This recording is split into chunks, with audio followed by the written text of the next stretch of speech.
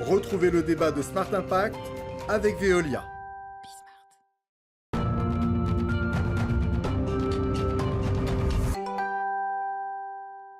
Le Zoom de ce Smart Impact, on évalue les tendances de durabilité dans les entreprises, dans les organisations avec Stéphane Lefranc. Bonjour. Bonjour, merci pour votre invitation. Bienvenue, vous êtes directeur général des services aux entreprises en matière de développement durable chez Capgemini. Vous publiez le rapport de l'Institut de recherche Capgemini, c'est la troisième édition, troisième rapport. Déjà, la façon de faire, combien d'entreprises, combien d'organisations interrogées ? Alors, c'est une enquête assez vaste. Ouais. Nous interviewons plus de 700 entreprises et on parle avec un peu plus de 2004 dirigeants et qu'on interroge évidemment sur leur relation à la sustainability et plus intéressant, la relation de leur entreprise à la sustainability.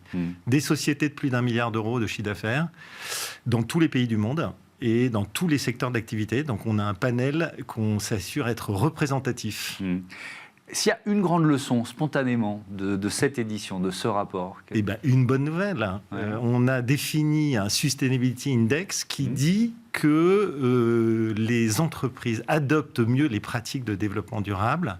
Le progrès est de 22% par rapport à il y a 2 ans. Donc, on est sur la bonne voie. Ok. Ça, c'est du déclaratif.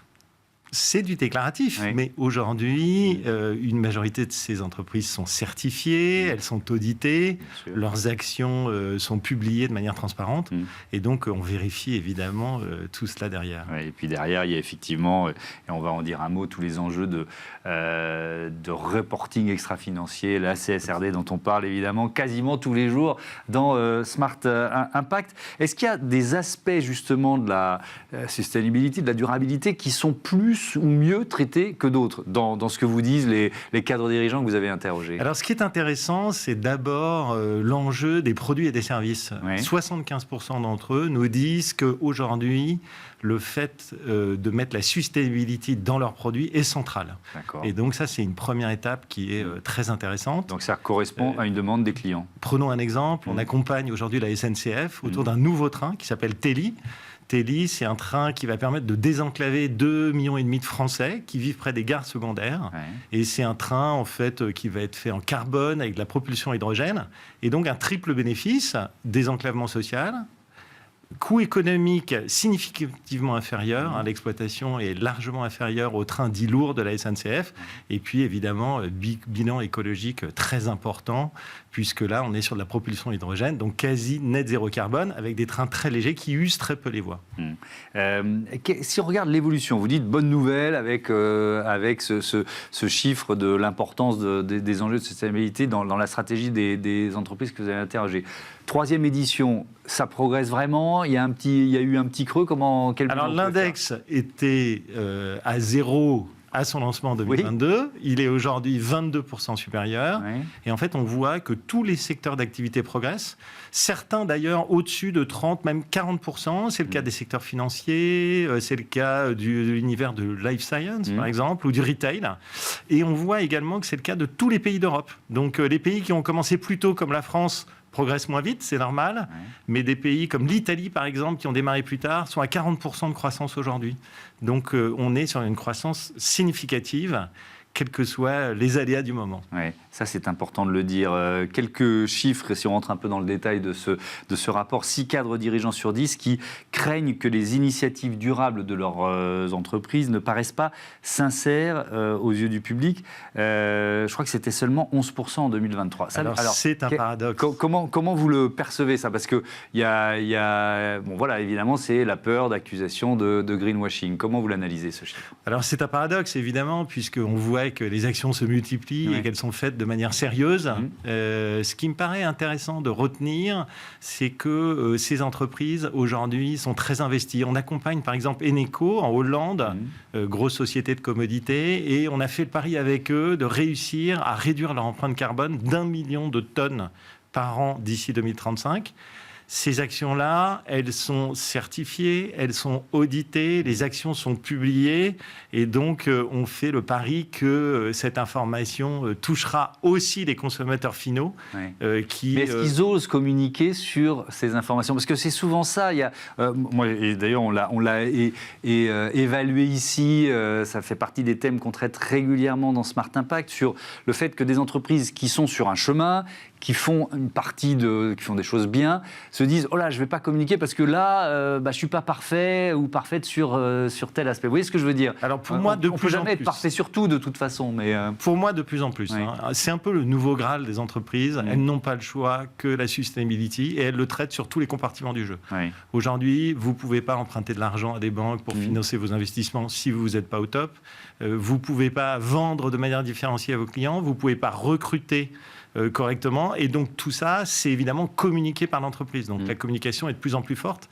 Et je dirais que peut-être le paradoxe, c'est que cette communication plus importante entraîne aussi peut-être une résistance ou une incrédulité qui, à mon avis, disparaîtra progressivement avec le temps. Parce que, c'est-à-dire que les consommateurs qui voient de plus en plus de marques en parler se disent bon puisque tout le monde en parle, il y a forcément du greenwashing là-dedans. Enfin, j'essaye de comprendre un peu plus finement ce que vous nous dites. Oui, probablement. En tout cas, ils ont de plus en plus de capacités d'information, et donc ça c'est bien, ils peuvent aujourd'hui. Les consommateurs, les associations, pardon de vous interrompre, que les associations de consommateurs aient ce rôle d'aiguillon ou de vigie, c'est plutôt une bonne Absolument, bonne absolument. Ouais. Et en fait, on voit qu'il y a de plus en plus de plateformes et d'informations sur les produits.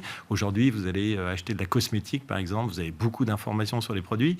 Et donc, j'imagine que ça fera aussi son ouvrage et que progressivement, les consommateurs reviendront à de meilleures dispositions par rapport à ces notions de greenwashing. Autre thème, l'aiguillon réglementaire, avec ce résultat du rapport, 69% des cadres dirigeants qui déclarent que l'une des principales raisons pour lesquelles ils mettent en place des initiatives durables, c'est la perspective de futures réglementations plus strictes. C'était 57% l'année dernière. Alors là aussi, comment vous l'analysez? Quel impact de la réglementation sur ce virage, sur les investissements qui sont pris en matière de sustainability? Très important, vous avez cité les chiffres. Ce qui est intéressant, c'est que les entreprises anticipent. Et pourquoi elles anticipent? Parce qu'elles ont compris qu'au-delà de la réglementation, elles vont pouvoir du coup savoir où elles en sont et prendre les bonnes mesures.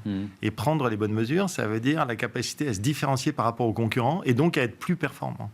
On travaille par exemple pour la SNCF avec un partenaire qui s'appelle Sweep, au niveau du groupe, pour effectivement mesurer leur CSRD. Et en fait, on s'aperçoit que derrière, ça leur a permis de mettre en place énormément d'actions qui sont aussi des facteurs de mobilisation pour les employés de la SNCF. Donc les entreprises que vous avez sondées, c'est plus de 1000 milliards, c'est ça? Plus d'1 milliard? Alors 700 milliards, entreprises de plus d'1 milliard de chiffre d'affaires. Je faisais 1000 milliards, je me disais, oula, il est parti dans une autre dimension.